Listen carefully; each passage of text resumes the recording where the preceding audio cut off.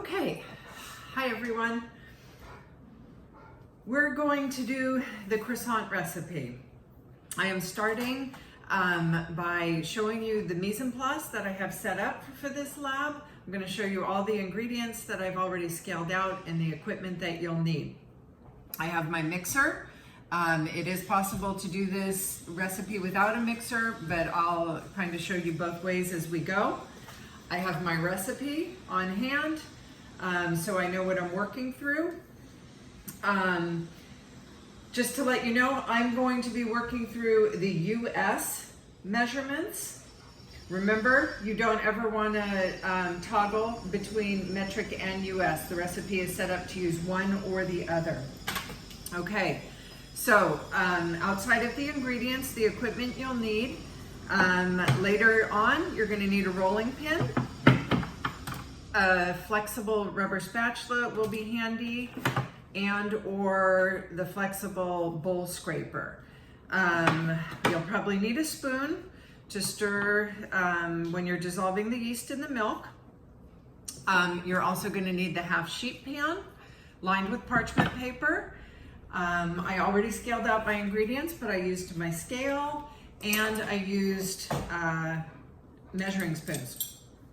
Okay, so in terms of ingredients, let me just go straight down the list. I have my 8 ounces of milk, and as we've discussed, I measured the milk by weight, but I used the liquid measuring cup, and as you can see, the 8 ounces comes out right at 8 ounces, but using the scale is a more accurate way to measure. Next, ½ an ounce of sugar.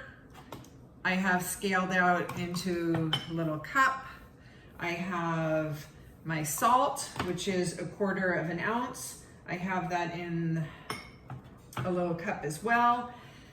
1½ ounces of butter, softened butter, is scaled out. My yeast is, again, we're using dry active yeast. So the recipe calls for instant yeast. I converted that to the dry active, which comes out to ¼ ounce, and I have that here. And then finally, I have my 8 ounces of butter, which is for a later step in the recipe, but I have that sitting out to come to room temperature. I might have skipped the bread flour, which is 14 ounces, and that's here. Okay, so the first thing so that's all my mise en place. In addition, I have clear counter, everything's clean, and I'm ready to start working. The only step I'm going to show you right now before I pause, my 8 ounces of milk has been warmed up to scalding, so we can work through the straight dough method. It's lukewarm, it's about 105 degrees. Okay, so what we're going to do is, because we're using the dry active yeast, I'm going to dissolve that into the milk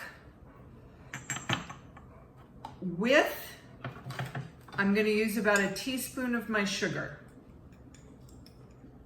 Not all of it, but just enough to feed the yeast and get it started. Let me move this out of the way, and then with my spoon, I'm gently going to stir that.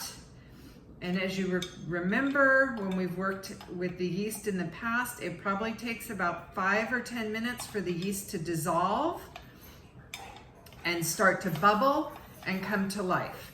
So I'm going to wait for that, and then we'll carry on with the recipe. Okay? So now I have my yeast has dissolved in my milk with the sugar. I think you guys can see that. It's nice and bubbly, so we're ready to proceed with the recipe. First, like I said, I'm going to use the stand mixer. So all the milk and yeast go into the bowl along with the rest of the ingredients.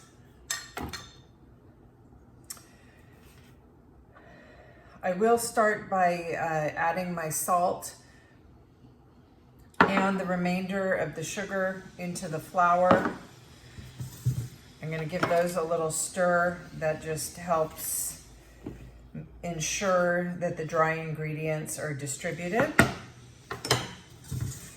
That's gonna go into the bowl with the milk. And lastly, I have my 1.5 ounces of soft butter. Soft should be really quite soft. Not melted, but soft. Okay, and that's gonna go in.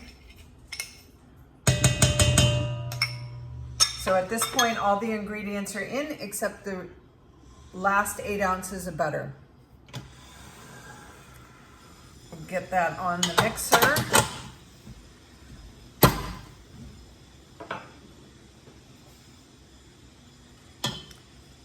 I'm going to start with the dough hook. If it's not mixing well enough, I might switch to the paddle, but we'll start with the dough hook and see how it goes. Okay, so on a low speed, it's going to take a few minutes for all of the flour and all the dry ingredients to get incorporated, and for the butter, the soft butter, to be distributed. So start it on low. I might go up another to the second speed. This is going to take a few minutes to make a nice smooth dough. You do not want to overmix because most of the fermentation is going to take place, I should say the gluten development will take place during the fermentation process. Okay, so don't overmix, but you do want all the dry ingredients incorporated. I'm going to stop for a sec, use my rubber spatula, scrape down the bottom of the bowl where the dry is left.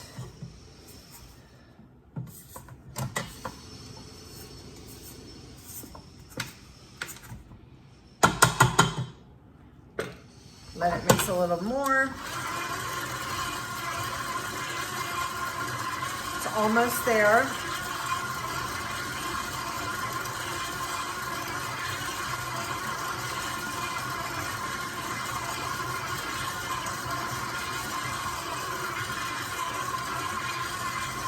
Okay, what I'm gonna do, because I wanna show the dough to you guys, is I'm gonna stop it at this point.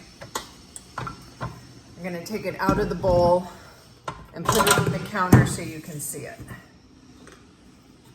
Use my rubber spatula again to clean all the dough off the hook. The dough is a little scrappy at this point. It's not smooth, but I'm gonna do some gentle kneading by hand on the counter.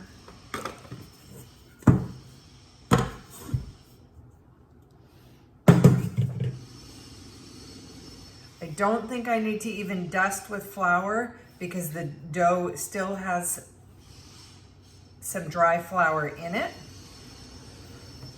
Using the palms of my hand on the counter, gently knead the dough.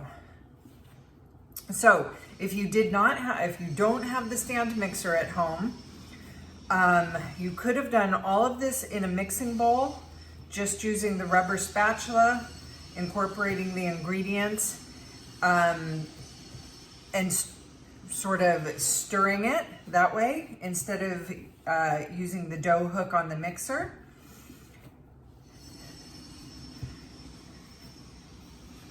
Okay, the dough's coming together. Pick up all the scraps that are left on the table. Now, what I'm gonna do, get my mixing bowl, put the dough back in there. This now needs to ferment for about an hour and a half.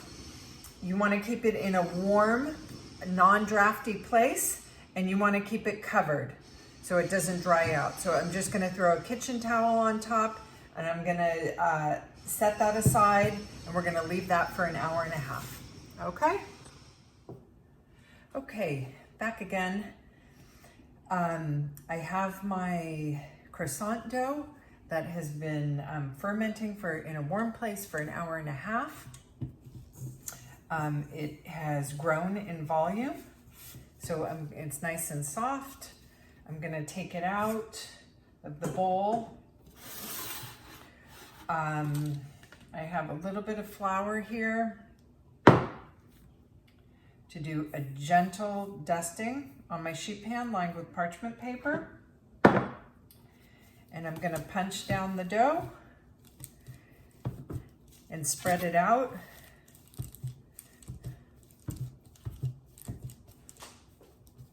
I am going to cover this.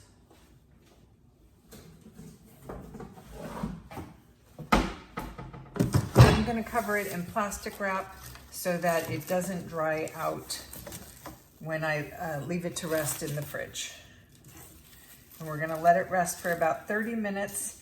And the reason for that is to relax the gluten. Whenever you, in between stages of working with the yeast dough, you always want to let it relax and rest so the strands are not tight when you're rolling it out. Okay, so we'll leave it like that. Like I said, I'm gonna let it rest for about 30 minutes and then we'll continue on with the next stage of the butter.